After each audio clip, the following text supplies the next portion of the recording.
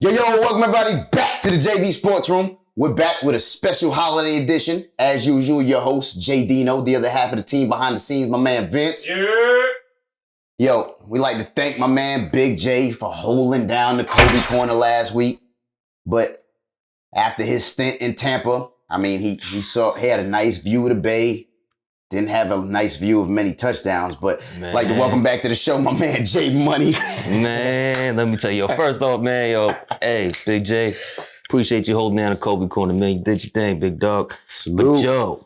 But that Tampa game, man, don't get me wrong, the vibe was dope. We had a good time out there.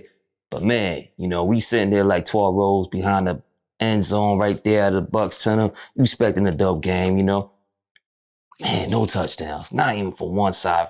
Getting shut out for the first time in 15 years.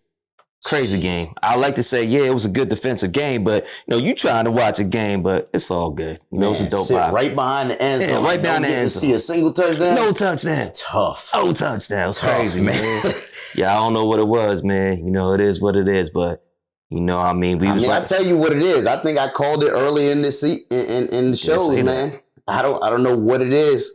But those New Orleans Saints, man, they have Brady's number. You did say that, man. Saints have Brady's number. Look, all I'm saying is the BUCS better hope they don't see and I know we mentioned it earlier, and a lot of people say, it's a regular season thing. It won't happen in the playoffs, man. The Saints have Brady's number. They beat him 5 times out of 6 meetings since he's been a Buck. Yeah, man.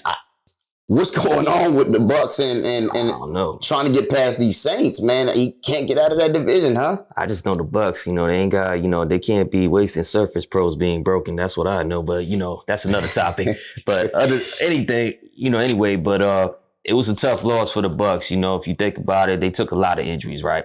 And I remember seeing that Godwin hit from the jump. I'm right there. I'm hearing that smack, like boom. A lot of people thought it was a neck injury, but the way his legs got pushed back, I already knew it was a torn ACL.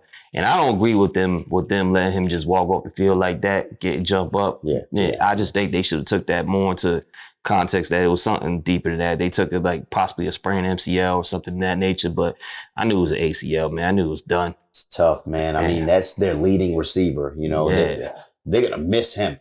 And then you think about it, not too long after that, I see Evans limping into the tunnel like, boy, it's about to be rough. It's about to be rough. So they need some people to step up. Yeah, man. He had a hamstring injury. Obviously, you mentioned Godwin, torn ACL. That's tough because I don't. Sheesh. They say BUCS are my Super Bowl pick, man. But the BUCS are my Super Bowl pick with Godwin as their number one receiver. Brady really looks to him as a safety blanket, man.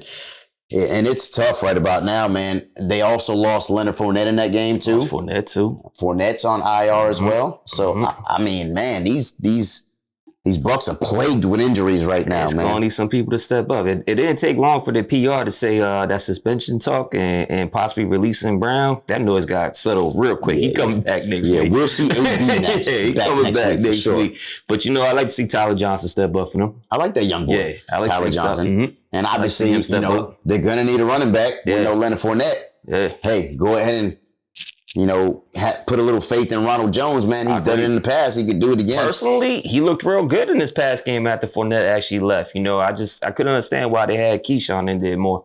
I don't understand either. Yeah. I mean, they've been trying to get him. They used a high draft pick on him, and they've really been trying to get him involved for a while. I don't think he's the piece. I think they're literally just trying to see, if he could fit at some point in time. I think they lost out on that one. They signed Le'Veon today too. So I did see that. Yeah. I did see that. Yeah. The Tampa Bay never shies on going after somebody if they want them, right? They don't. So at this point in time, it looks like you're going to get a healthy dose of Ronald Jones going forward. That's what I think should take it. I'm thinking AB should be heavily in the mix. You mentioned that young boy Tyler Johnson. I like him a lot, man. Yeah. You'll probably get a heavy dose of Gronk, for sure. right? Sure. Especially in the red zone, right? So OJ in there. Yeah. You might even see a little OJ splash. The BUCS are gonna do what they can to continue rolling. As long as Brady has some pieces, he's gonna try to continue rolling, but they're struggling right now. They're in tough shape. Yeah, but I think they'll get it right next week. Even with the injuries, I still feel bad for the Panthers, man. After Brady, I'm telling you, man. After what happened to Brady, man, he's just going. Ah, man. Brady has a tendency of bouncing back, to say the least, right? He's gonna remind the world who he is. Yeah. I mean, we're not on the fantasy segment, but go ahead and plug a Tyler Johnson, maybe even a Gronk into your lineups, man. Because all day without hesitation. Brady's gonna be a little angry about taking a shutout. But I mean, seems like Bucs could be in a little trouble, especially now that they lost hold of what they were tied for the lead in the conference, and it seems like they lost hold of that at this point in time. Green Bay with another big win against the Ravens. Yep. No Lamar Jackson, but as Big J mentioned last week, poor man's Lamar Jackson, Tyler Huntley came in, he played well. He did. Right? Green Bay still was able to pull out the win, and now Green Bay's on top of that division. I mean, is Green Bay our favorite? I mean, they have the bye if the playoffs start right now. Yeah, I think Joe even mentioned that too, along with Nelly, right? About Green Bay being the team. So good calls on them, man. Yeah. But even Logan liked them last week. Logan didn't make a lot of good picks last week, but even Logan liked them last week, man. Green Bay's looking good, man, especially playoff time, with the run game. Again, A.J. Dillon heavily involved. And they both got in the end zone last week, him and Aaron Jones. Exactly. So, that run game is something special right there. I think it makes up for the lack of weapons they got on the receiving option there outside of Devontae Adams, Yeah. That run game. They try to get Allen Lazard. I like Allen Lazard. He's a nice young piece, but they try to get him involved early. But they game plan against him. Devontae is always a consistent factor, but they lean more heavily towards the run right now. Nah, for sure. I like what Green Bay's doing. They play Cleveland next week. Saturday game, actually. Saturday game. Cleveland, Green Bay. Should be fun. Yep. Should be fun. Another team that we thought was one of the favorites in the conference takes an ugly loss to Detroit.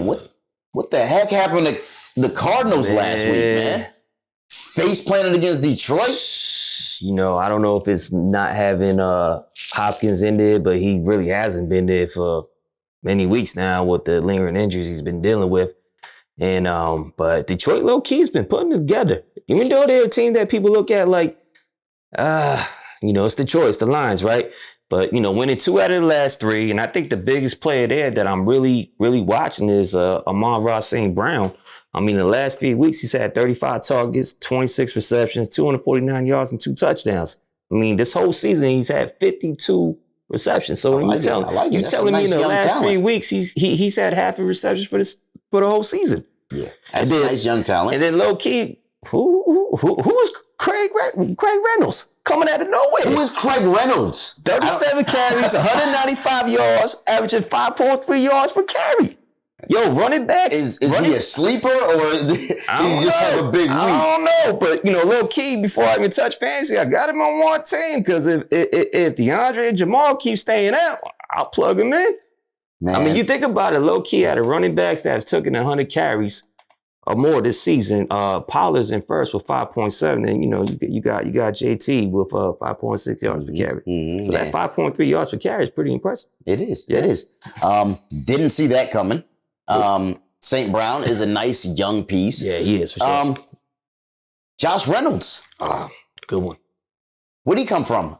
He was quiet for most of the season. In the last 3 or 4 weeks, it seems like he has gained chemistry with his old quarterback, right? Yeah. That connection showing. Jared Goff realized, hey man, I still know that guy from the Rams. Yeah, hey, you know what? That chemistry is a big thing. And the last 4 weeks, Josh Reynolds has come out of nowhere. Josh Reynolds, St. Brown, Craig Reynolds. I don't know where half of these guys are coming from, but Detroit's winning games. Detroit's winning games, and I think you mentioned it, 2 out of the last 3. 2 out of the last 3. And actually, I don't think they've actually lost the game in about 5 weeks, including that tie that went back a few weeks back. Yeah. You think about it, it was they had that tie. The only real game that they took a serious loss with the Denver. The other 2 games were losses by 2 or less points. Yeah. So, Detroit's playing good ball out of nowhere. I don't even understand it. And they lost their top rookie cornerback, so you think about it, they could put it together and have some. But it's Detroit. I get it. People like, it's the Lions. I mean, yeah, but I don't even really know why we have a Detroit segment right now. But it's really more about the Cardinals and how they took this loss. Yeah, seriously, I don't know what's going on. You mentioned it, man.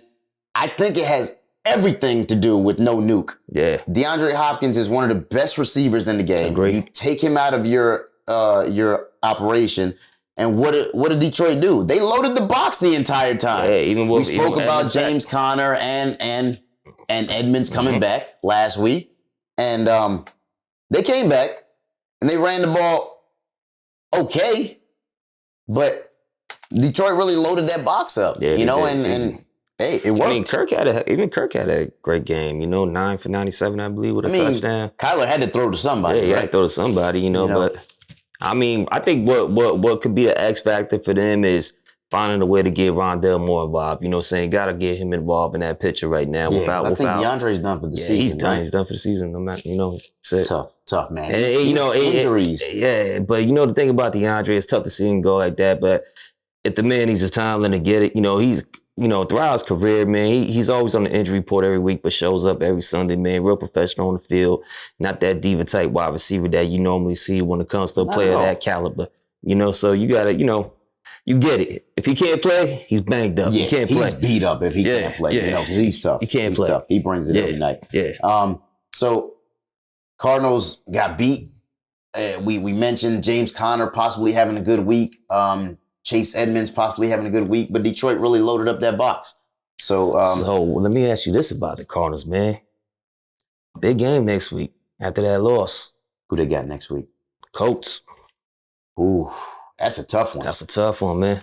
I mean, coming off a tough loss to Detroit, Colts are coming off an impressive win against the Pats. Yeah. So I don't feel good about the Colts in this game. So who you got? I'm sorry, I don't feel good about the Cards in this game. I think the Colts pull this one out, man. They're rolling, to say the least. Yeah. I think ever since you mentioned them about 3 or 4 weeks back, they may have heard you or something, and these guys have been rolling ever since. Can I get some tickets to the playoffs or something? Like, what's up? I mean, we're talking about the Colts. Let's talk about them then. I mean, we'll switch over to the AFC where the Colts ran all over the Pats. Oh, man, come on. I mean, man. Jonathan Taylor, we mentioned it when we spoke about them a couple weeks ago, and we spoke about this game. I think we were talking with Joey, right? Yeah, we were. And we said, hey, if we're talking about ground and pound, I'm going to go with the best running back in the game, right? Yeah. Jonathan Taylor ran for 170 yards on them Pats. Yeah, that 60-yard dagger at the end with 2 minutes and 11 seconds. To close it, right? Done. Sacabo. Huge win, man. Huge win for the Colts. And then they go in against the Cards next week, who are coming off an ugly loss, who are coming off injuries. I mean, I'm going with the Colts on this one, man. Yeah, no, I agree. And you think about Taylor, man, on the season, he's got 1,518 yards with 19 total touchdowns. I mean, the closest person in yard perspective right now is Mixon with 1094. Now, this conversation could be different if Derrick Henry was still playing. But right now, I think hands down, you got to give it to JT, man. Just week to week, like, that dude's a baller. He is. Yeah. I love it, man. You mentioned the guy, though. And actually, I was going to mention him myself. I mean, Tennessee is still in the playoff mix at this point in time. Still got a 1-game lead at this point in time, I think, on your Colts, right? Yeah. So, I mean, how we feeling about that division? Can Tennessee hold on, or is the Colts coming fast, right? Yeah, they're coming fast. And then, not to be biased on this, but, my squad, we won 3 out of the last 4. They play St. Fran this Thursday night. So it's going to be a good game. I'm looking forward to watching it. I think this is going to be a defining game for the Titans. They could pull this off. This could say a lot for them heading into the playoff in terms of positional status and where they're going to be at. Because it's really a tight race in the AFC, right? But, I mean, tight, honestly, though, I'm a little worried for them, not just because of the Niners, but, so they allowed the 5th most sacks in the league so far from an offensive line standpoint at 41. Yep. And we have, we speak a lot about defensive players of the year and people on the defensive side, but, even as a Niner guy, we never really tapped into Nick Bosa, I don't understand why not. Yeah, coming off an ACL injury. I mean, this man has 15 sacks for the year, which is 3rd. 29 QB hits, which is second. He has 18 tackles for a loss, which is first, and 4 forced fumbles, which is fourth. I mean, if you want to put him in the comeback player of the year conversation. Comeback player of the year for sure, but he's actually in the defensive player of the year conversation, if you ask me. I mean, and so that's what, with that pressure we have up front, our front seven is strong. They get A.J. Brown back this week, so that's going to help them a lot. Right. Julio, I don't know what's going on with that, with just no production. He never had the connection with Tannehill. But from the beginning of the season, you ask me. No, I agree 100%. And I just think, honestly, and this is not a biased decision, but if I'm going to pick somebody from that game, I think I'm going to go with the Niners on this one, man. You go with your Niners. What you think? I'm going to say Tennessee pulls it off. Okay. I'm going to say Tennessee pulls it off, man. I think they're going to. I'm not bad at it. I think they're going to do what they can to grab a hold of this division, man, because when they get Derrick Henry back, I mean, there's no telling where Tennessee can go come January when you got to run the ball, right? I mean, you got the best. I love what Jonathan Taylor's doing, but at the end of the day, Derrick Henry, he's a load, and we've already seen what he can do in the playoffs. I think Tennessee's going to do what they can to secure that division somehow, some way. Yeah. Because they already know if they can secure the division, they could really make a run, man. And I'm not a Tennessee fan, but I like what they got over there for sure. Nah, I mean, based on projections with Derrick Henry and the time he's going to be out, he can come back as early as next week. Right, exactly. 48-week timetable they gave. But as long as they stay in this playoff race and can get in there, I think making sure Henry is fully healthy at the point, getting the win now is a point for them. Huge. To keep them in that perspective of having Derrick Henry truly fresh coming back in.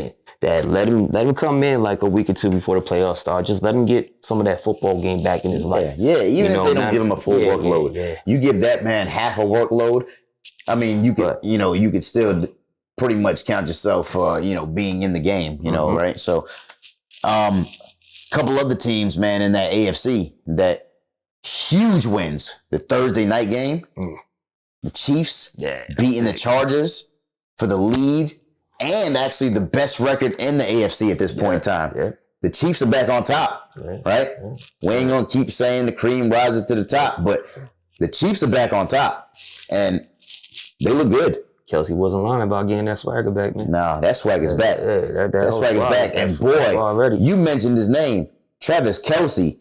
Look, we made a little mention last week while you were gone about the tight end position being in a little bit of trouble. I think Travis Kelce took that personally.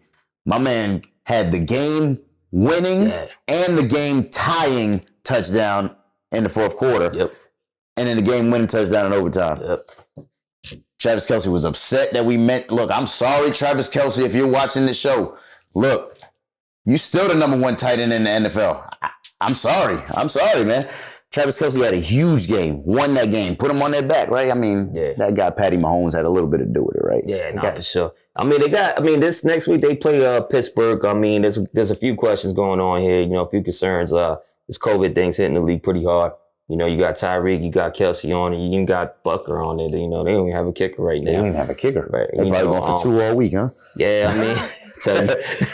But, at the end of the day, this possibly could be one of the situations where, because, they're having a little outbreak within the organization. So we might see a similar situation where, games get pushed forward. Get pushed forward, might be a Monday or Tuesday night game. Yeah, which, I can see that. I mean, hey, it is what it is, man. Y'all, these boys stay healthy out there, man. This stuff is getting real. It is. We keep mentioning this division, but they keep flip-flopping every single week. It's probably the tightest division I've seen in a long time, the AFC North. The Ravens lose again. I mean, obviously they lose to Green Bay this week. That was a justifiable loss, I'm sorry. But they lose again, and I feel like the division is slipping away. I said it last week. I think they losing it, man. I agree. Well, what's a big factor? Right when I mentioned about the Titans giving up 41 sacks, the Ravens lead giving up 48. Makes you wonder why, Lamar is where he's at right now on top of everything that he does. All I can say is your quarterback can't throw the ball if his back is on the ground. Mm-hmm. Come on, offensive line, man. Jesus. Gotta step up. Baltimore might have to address that in the offseason, man. I agree 100%. Man, that's tough. But at this point in time, Cincy is actually on top of the division. Yeah, they are. They are 8-6. Ironically, they play Baltimore next week. So basically what you're saying is this game coming up this week is a huge playoff implication game, right? 100%. Cincy versus Baltimore, 100%. Literally for the division at this point in time. 100%. Well, I mean, who you got? Honestly, it's tough. I want to say Baltimore gets it back, and can pull it off. They hear the noise, they hear the chatter. You know, hardball again with another call here. I'm trying to go for a 2-point conversion. You know, to be honest, this week I think was the right time to actually do it. I won't second question that call. I mean, you know, trying to go with your backup quarterback, taking the game to overtime. Right. I think, you know, right now that was the right move. Try to go for the win and let's pull it out. I'm actually low key going to take Baltimore to go ahead and get back on the right foot here. Got you. I'm not gonna lie. This game has everything to do with Lamar Jackson playing or not playing. Exactly. If Lamar plays, that's what I'm going on. If Lamar plays, I'll give Baltimore the slight edge, man. But I just don't think he's gonna be 100% even if he does play, man. Okay. It's gonna be tough, man. I'm gonna go with Cincy, man. Last week I said I think Cincy wins this division. I'm not gonna retract from that statement. Cincy got a nice win this week. Cincy seems to be rolling a little bit. Baltimore's banged up, injuries. Give me Cincy. Give me Cincy. Yeah. And you know what? Screw it. That takes us straight to our who you got portion of this segment, man. Yeah.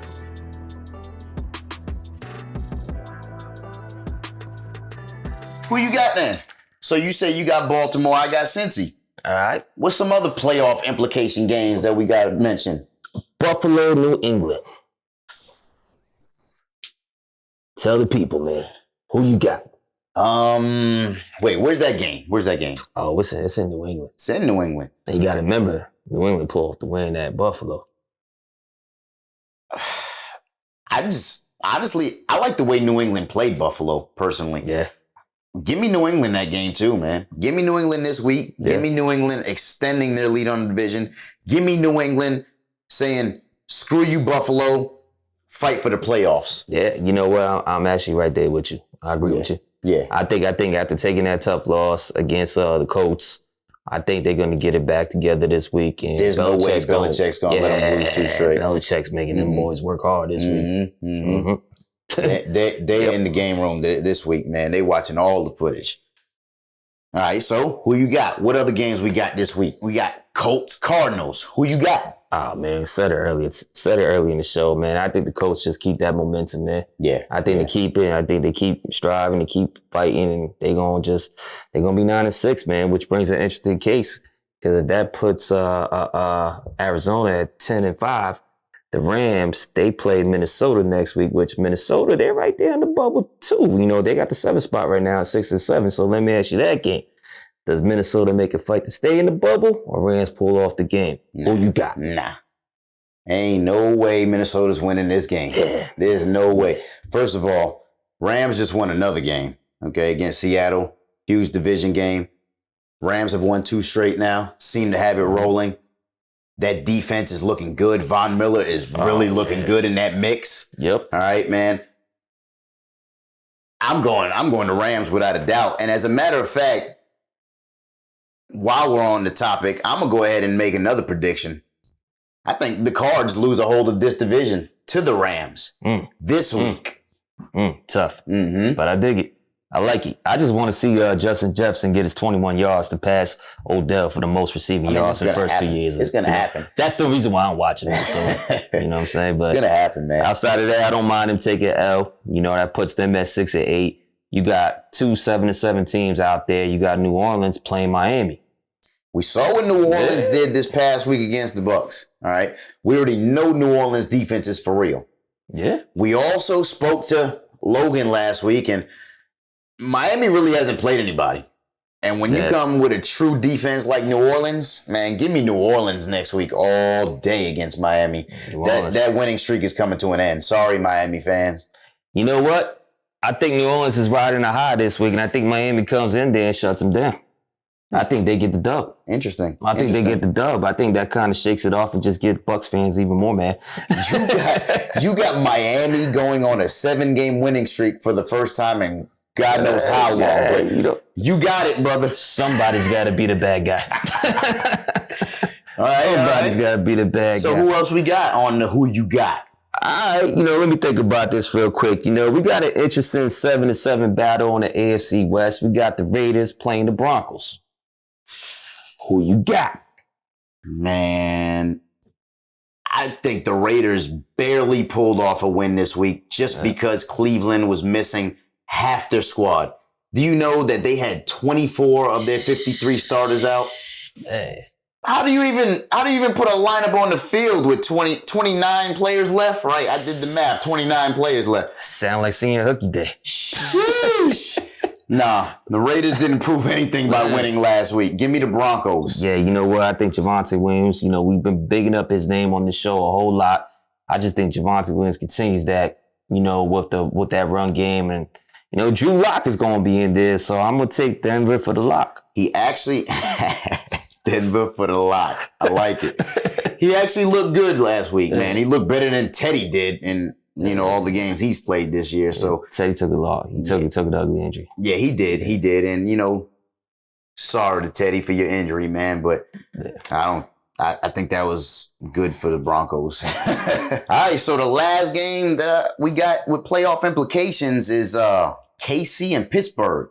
Who you got? I'm taking KC all day, like we mentioned earlier. Yeah. And I think this is a big game when it comes to the teams that are out there in the beginning, at the end of this bubble here, because that brings Pitt to 7-7-1. Right. So you think about it, Denver takes a win that jumps them at 8-7, or whoever, you got Vegas, Cleveland, Miami, and Denver, all at 7-7 right? behind it. Yeah. So, but. Yeah.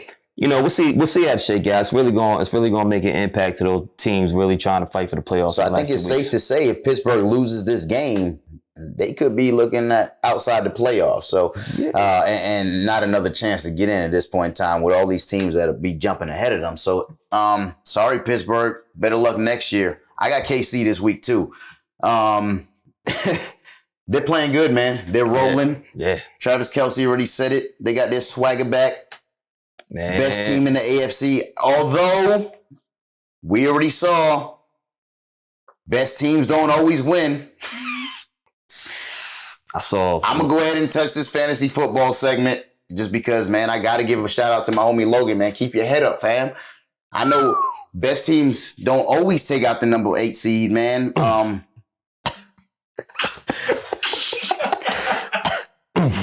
how about some fantasy, bro? Moving forward in the playoffs at all? Man, look, when you in that ring, you got to watch out for that counter punch because that joint will lay you out. Yo. Listen. Keep your head up, fam. Better luck next year. Stay up, homie. Yo. Hey, man, but you know what? You might be able to see the masterminds in the in the greatest show. You might be able to see the masterminds in the greatest show. You got some work to do. We're going to keep pounding forward. Looks like we got Rudy this week. Y'all saw him on a few segments back. Rudy, love you, kid, man, but better luck next year too. Yes, we're going to keep pounding, bro. Sir. So you're fam and all, but we got a couch and a remote for you because it's done after this week. You going home, bro. Man. It looks like Justin Jefferson's going to definitely break that record. So, we're going to keep pushing forward with Justin Jefferson. Adam Thielen sat out this game again. So it looks like Justin Jefferson is, still going to continue to be a fantasy stud going forward. Any other players you want to, touch on this week that you think might have a big week, man? Yeah, honestly, I think the homie Big J made a good call last week. I started him in 2 leagues and it paid off, man. I'm running with this Gabriel Davis look, man. I'm liking it right about now, especially, it's one of those players with all the COVID situation we got going on that if you have it and your bench, you need to start someone. And it's another player. I hate to say the name though, man. It's crazy to imagine, but he's been putting double-digit numbers in the last 3 weeks, man, that if you have to have an emergency wide receiver throw in there, Laquan Treadwell's been getting some catches in yards, yo. I'm not betting my life on it, but if you got someone deep stash in your bench that you need to throw in there, just because of a player being out through COVID protocol and everything else, I mean, at this point in time, man, COVID is taking over, man. It's taking over, man. It's taking over, and it's having a lot of these playoff teams hurting. Mm-hmm. So a couple other players you might want to keep in mind for, man. Justin Jackson with no Austin Eckler, possibly. Yeah. Go ahead and stash you with Justin Jackson, man. I think, you got to keep running this Javonte Williams train. I think you got to stay with that. Keep him in there, have that stash piece there. A nice young piece. If by some chance we don't see a Tyreek Hill, man, go talk to Miko Harmon, see if he likes running for your fantasy team in the playoffs. But we mentioned earlier too, man, Tyler Johnson. If he's still out there in your waivers, man, go grab him. If he's out there in your dynasty leagues and you got some free agent bucks left, man, I throw all my money into that one. Speaking of free agent bucks, yeah, Ronald Jones is gonna get the start with no Leonard Fournette, man. And I think another player I'll put in the picture just because they need to incorporate him is Rondale Moore, man. I would still hold him. Again, we keep in mind we're mentioning these names because COVID is really putting a lot of teams. It's making these fantasy playoffs rough. At the end of the day, we're playing dynasty as fantasy, man. Praise up to everybody. Everybody stay healthy and all. But the perspective of it all, what I'm saying? We are out here trying to eat in these leagues that we're in.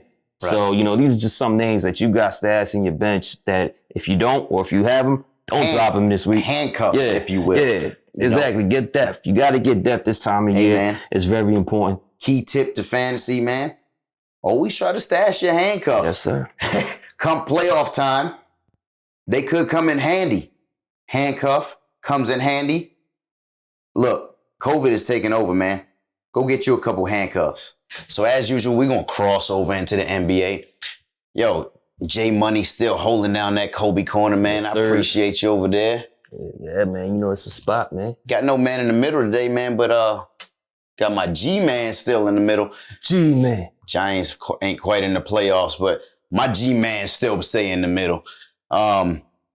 We talked about, man, this COVID outbreak in the NFL, man. Crazy. It seems like it's just not in the NFL, man. It's translating in all these sports, man. The NBA is getting hit by the COVID too, big time as well, right? Huge outbreaks amongst a lot of these teams, man. Yeah, I think currently they got like 80 plus players on that list right now on that safety protocol. That's huge, man. Yeah, it's huge. It's an impact to the game, impact to the brand, impact to the standings and a bunch of teams. But, let me ask you this, because let's go into a couple names and teams and how it impacts them. Like, you think about it, ATL, they got Trae Young and Clint Capella.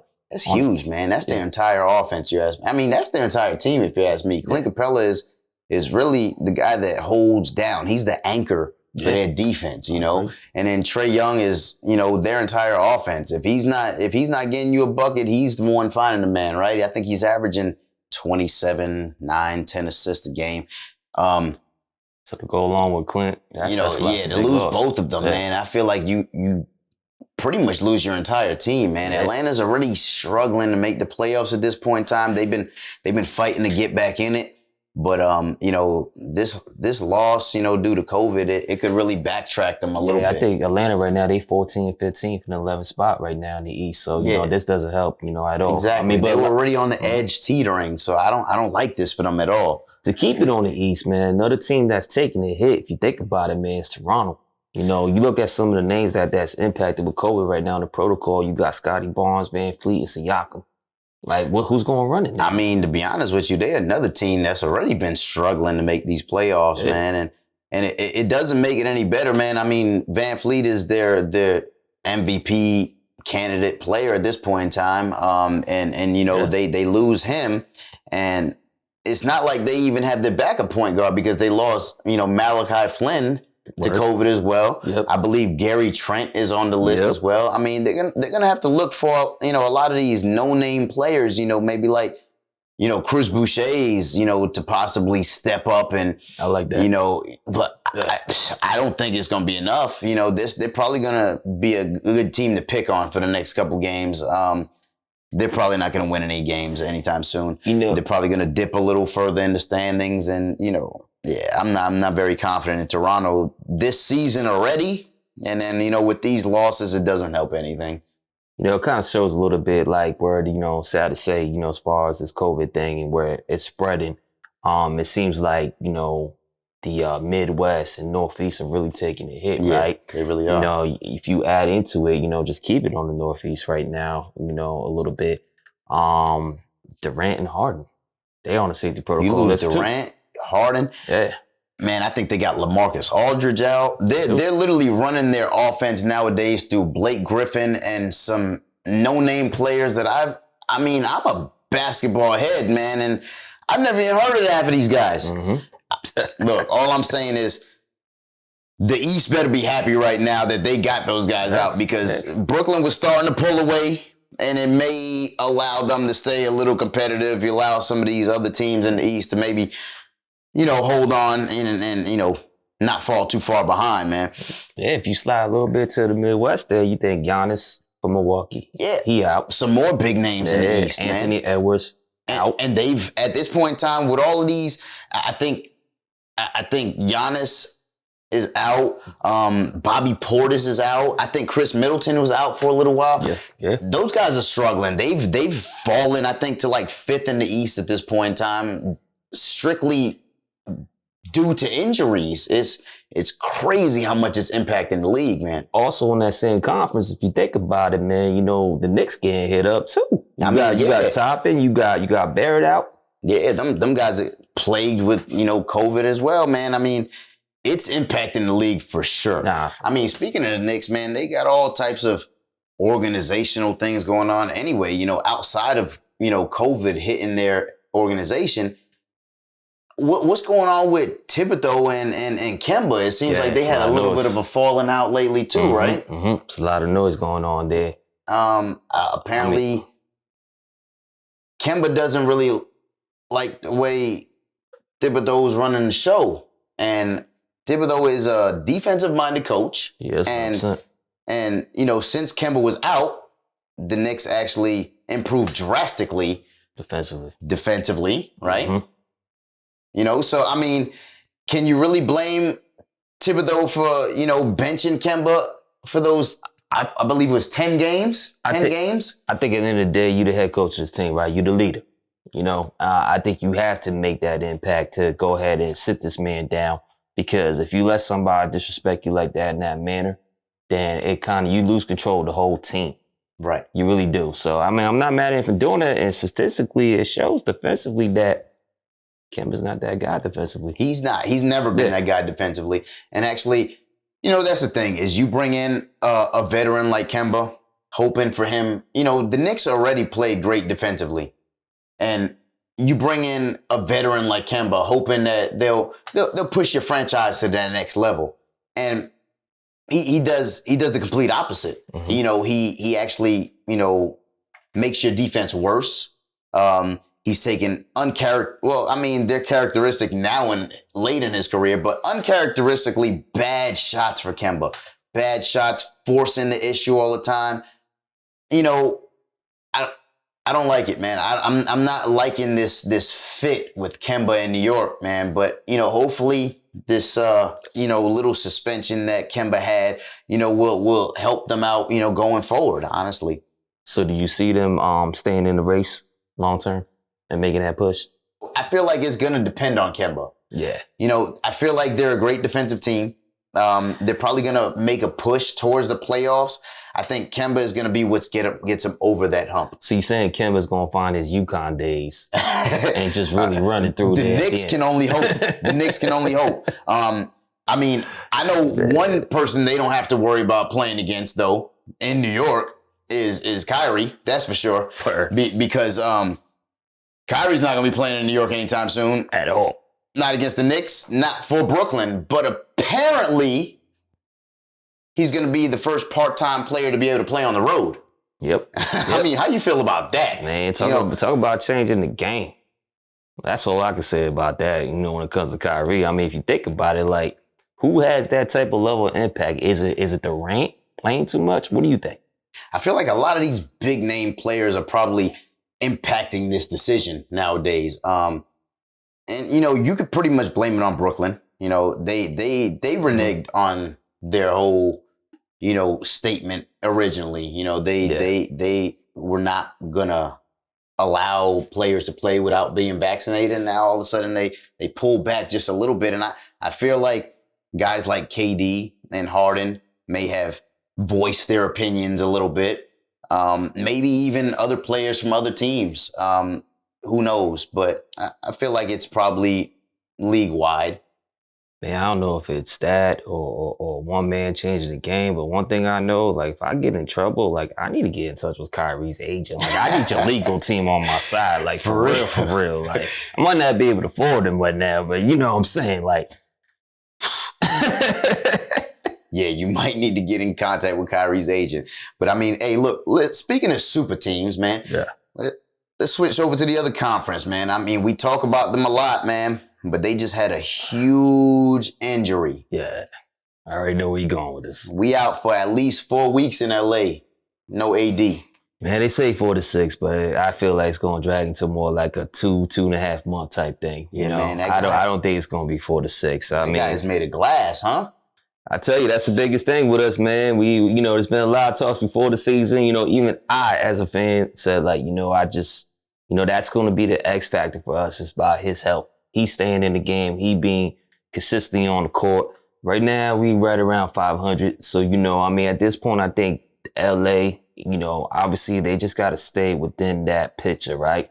And we get everybody healthy coming into the playoffs. That's going to really define everything. But it's tough, man. It's tough losing a player like AD. And, what I'm a little disappointed on is I feel like Carmelo, started off loud and just what happened? I mean, he's still loud. He just got tossed out of the game. Yeah. I mean, you ain't lying. Look, I don't know, man. Hey, we need that. We need him to get in there. They need guys like Melo to step it up, in a positive manner, not necessarily getting in people's faces and, cursing at the referees. Man, step it up in a positive manner. That's what you can use right now 100%. Is that nice sense of veteran leadership. I mean, you're going to get it out of LeBron, right? He's back. Sure. He's in the MVP conversation, right? They're teetering right around 500. There's a bunch of teams in the West that are plagued with this COVID virus as well, but there's a bunch of teams in the West that are back in the fold, man. You got Ja Morant back. Memphis, still playing good. I think they're 4th in the West now. I mean, you also got Minnesota right there out there in the 9th. I mean, Anthony Edwards is on the COVID protocol as well, but I mean, they're right there. They're like 1 game behind 500, I believe. Yeah, man. And I think Golden State got a couple players that have been hit with this this COVID virus as well. Yeah, Jordan Poole, Andrew Wiggins. Yep. So, man, the West is still wide open. We've made mention of that, and this COVID virus is not making anything easier on anybody. Right? Phoenix just took out LA, so Chris Paul's been holding it down. So. I mean, at this point in time, Chris Paul is holding down. He's looking like one of the front runners for MVP. Quietly, we mentioned last week the top 5 for MVP, and nobody's mentioned this guy, Chris Paul.